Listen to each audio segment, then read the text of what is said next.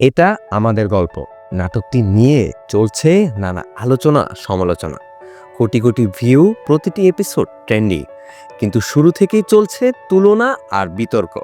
এটা আমাদেরই গল্প, হিট নাকি পাকিস্তানি গল্পের ছায়া? আজ এভিএন এন্টারটেনমেন্টে জানাবো পুরো বিষয়টা। নভেম্বর থেকে প্রচার শুরু হওয়ার পর থেকেই নাটকটি ইউটিউবে দাপট দেখাচ্ছে। প্রথম পর্ব কোটি ভিউ ছাড়িয়েছে, একাধিক এপিসোড লাখ লাখ মানুষ দেখছেন।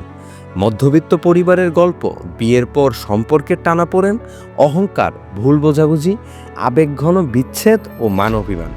দর্শক বলছেন এটা যেন আমাদেরই জীবন।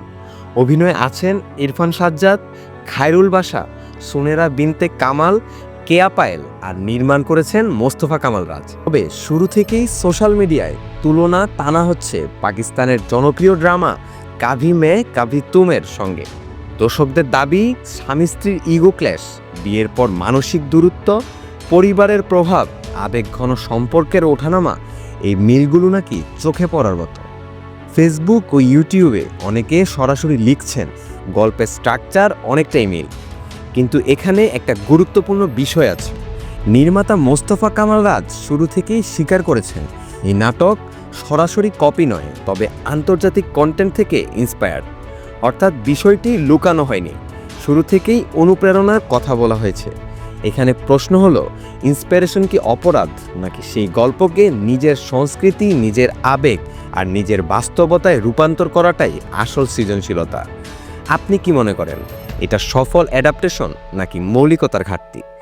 দর্শক দুই ভাগে বিভক্ত। একদল বলছেন গল্প ভালো হলেই হলো, অন্য দল বলছেন মৌলিকতার প্রশ্ন এড়ানো যায় না। আপনি কোন দলে? কমেন্টে লিখুন আপনার মতামত, কারণ শেষ কথা বলবে দর্শকরাই। আর এভাবেই পরবর্তী কোনো নাটক অথবা সিনেমার বিশ্লেষণ নিয়ে হাজির হতে থাকবে AVN entertainment. Like, comment, subscribe করে এভিএন এন্টারটেনমেন্টের পাশেই থাকবেন। ধন্যবাদ।